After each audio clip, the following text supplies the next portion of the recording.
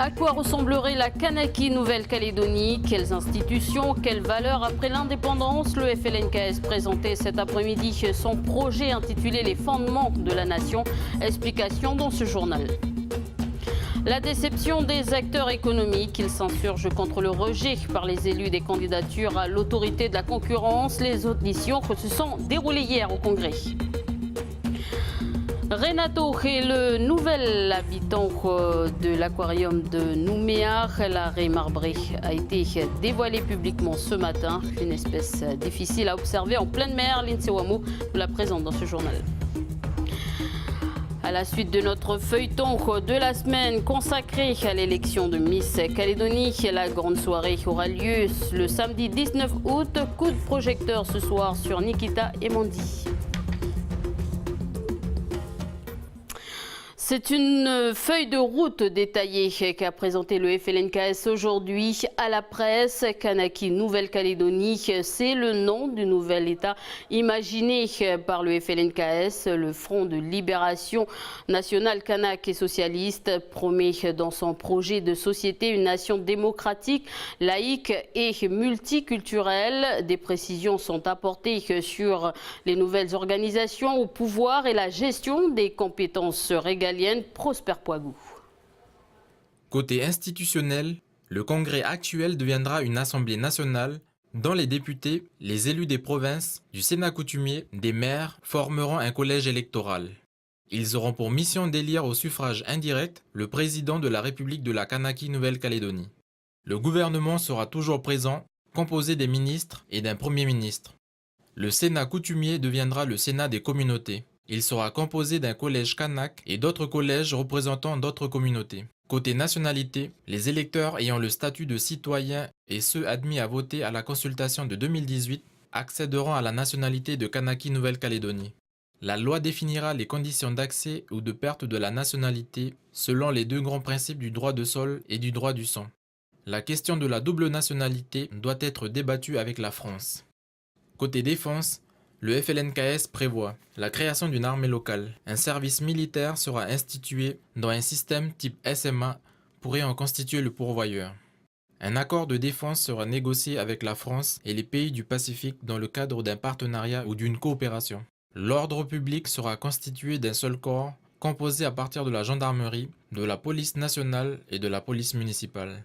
Côté justice, le FLNKS adhérera à la charte de l'ONU et défendra le principe de la séparation des pouvoirs et de l'indépendance de la justice. Et il prévoit notamment une juridiction coutumière aux côtés du droit commun et une mesure alternative à l'incarcération telle que le pardon.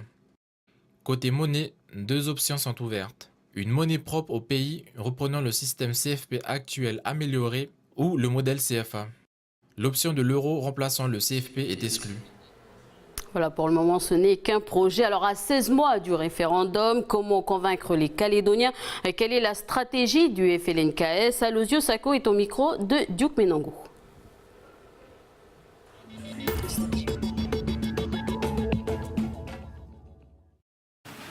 Nous avons décidé de mettre en place sur l'ensemble du pays des structures, ces comités citoyens et nationalistes. Voilà, une première structure pour faire un travail, c'est celle qui consiste à inviter les gens à aller s'inscrire. Voilà. Deuxième, ça vient d'être dit par le bureau politique élargi, c'est de s'approprier du document d'orientation du projet du FLNKS pour ensuite continuer à faire leur travail de terrain. Ça, c'est la première chose.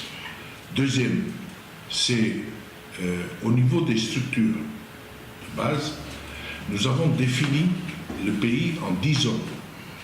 Le groupe de travail, plus l'ensemble des membres du bureau politique, sont invités donc à sillonner l'ensemble du pays avec le document d'orientation politique qui porte notre projet, donc pour informer les militants.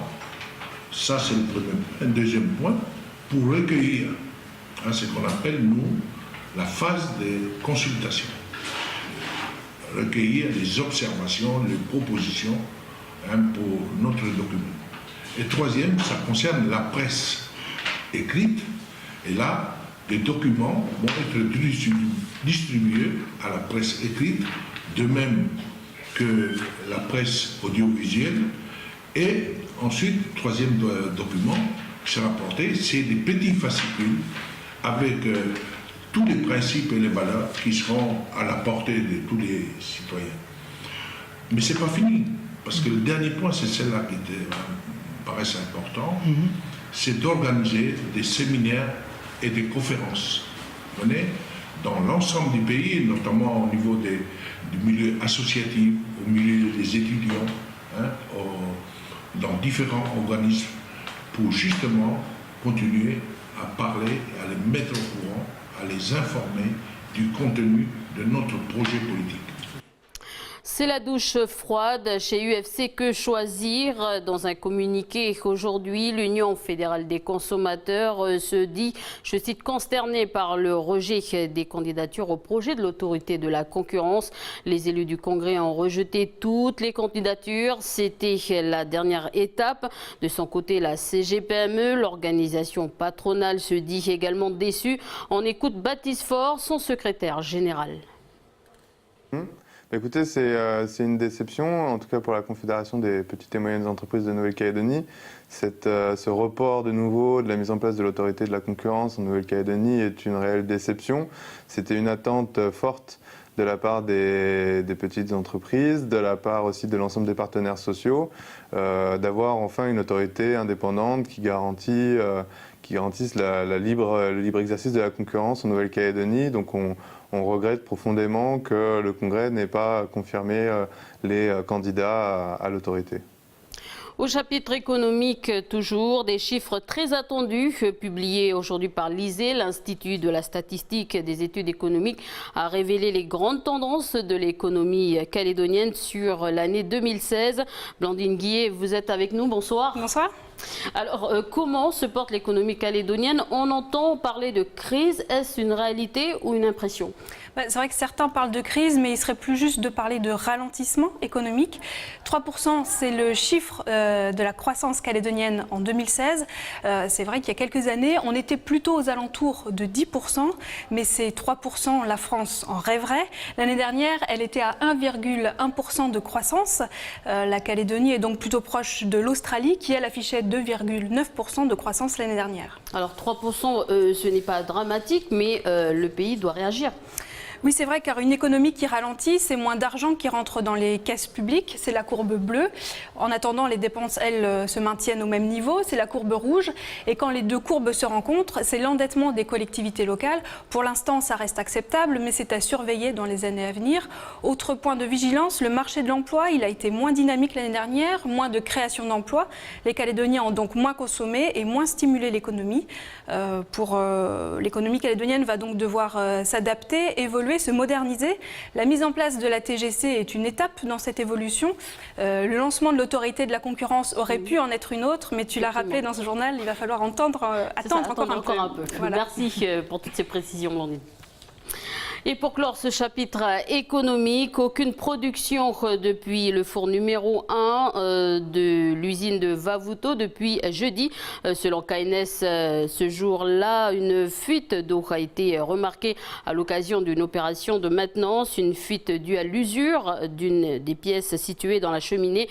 KNS espère un redémarrage de la production d'ici la fin de la semaine. 1,4 tonnes de cocaïne saisie par les forces armées de Nouvelle-Calédonie et la gendarmerie calédonienne au cours de ces derniers jours. Selon les Nouvelles-Calédoniennes, la drogue se trouvait dans un voilier intercepté au large de Tonga. La marchandise a été chargée à bord du Vendémiaire, bateau d'Effanc, puis acheminée jusqu'à Nouméa. L'opération a été menée dans le cadre d'une coopération régionale. Toujours selon les Nouvelles-Calédoniennes, les 4 occupants de nationalité lituanienne et lettonne du voilier ont été placés en garde à vue. Renato est le nouvel habitant de l'aquarium de Nouméa. La raie marbrée pèse 50 kilos.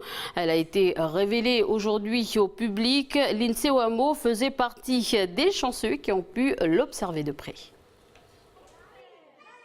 Que ce soit en dehors ou à l'intérieur du bac, tout le monde n'a deux yeux que pour lui. Mais prendre un bain de foule ne semble pas intéresser notre star du jour. Son nom, Renato. Une magnifique raie marbrée capturée il y a maintenant 1 mois dans notre lagon. Avant d'arriver dans son nouveau chez lui, il a passé 3 semaines en quarantaine. Tous nos animaux, avant d'être introduits dans des bacs, doivent être entre guillemets sains. C'est-à-dire qu'ils doivent être déparasités et pas être porteurs de maladies en fait. Mais la présence de ce grand mâle ne réjouit pas tout le monde. Avec ses 1,50 m, les petits poissons du bac font profil bas. Le seul à l'approcher pour l'instant, c'est cette loche. Renato aussi se fait discret et il a toutes les raisons de l'être, étant donné que ses compagnons de bac sont aussi de grands prédateurs. On craignait en fait la réaction des requins ou des animaux un peu moins, on y pense un peu moins, comme les balistes qui ont des belles petites dents. Là apparemment, tout a l'air de bien se passer. L'autre mission pour les techniciens, s'assurer que Renato s'alimente bien. Alors pour la raie, comme c'est la première fois qu'on va la nourrir dans le bac, c'est un peu expérimental, mais en fait en quarantaine, elle aimait manger du maquereau. Si elle monte d'elle-même, je lui donnerai un peu comme les requins léopards la main. Et si jamais elle ne monte pas, elle reste sur le fond, et bien en fait je vais jeter à la fin plein de morceaux de maquereau en espérant que ça tombe assez sur le fond pour qu'elle puisse se nourrir.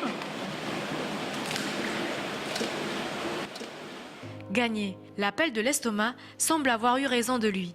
Avec sa bouche ventrale, Renato peut déplacer sa mâchoire supérieure loin de sa boîte crânienne pour saisir le morceau de maquereau posé sur le sable.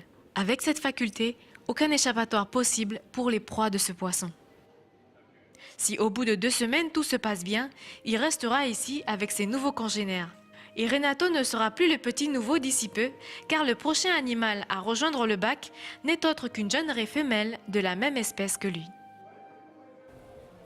Une idée de sortie pour demain soir sur Nouméa à 18 h. Une soirée musicale avec les élèves de la salle de concert Café Le Move de Rivière-Salée. Ça s'appelle le Mini Live Music School. Je vous propose un extrait de l'édition de l'année dernière.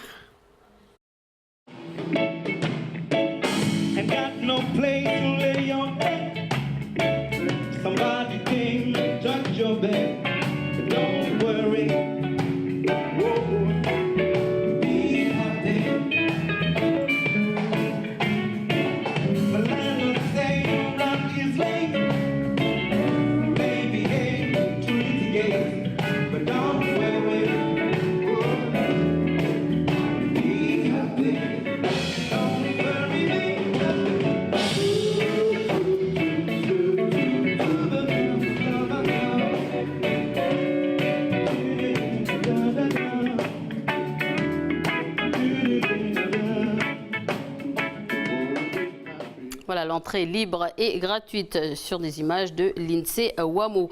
Nous sommes en août, un mois ô combien important pour les 9 prétendantes à l'élection de Miss Calédonie. Ce soir, nous vous présentons Nikita et Mandy. C'est notre feuilleton de la semaine.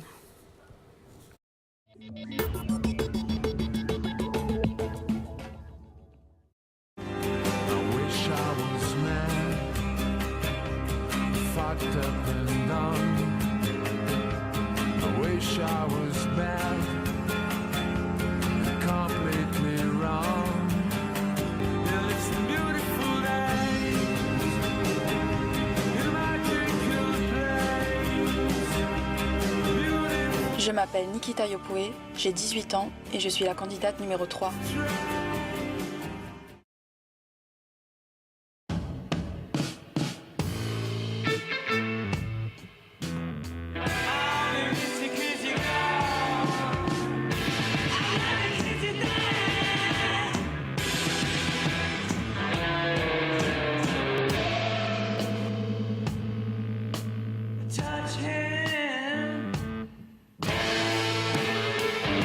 Je m'appelle Mandy Italiano, j'ai 19 ans et je suis la candidate numéro 4. Voilà, c'est la fin de ce journal. Merci de votre attention. À suivre la météo, puis notre émission. Bienvenue dans la bande.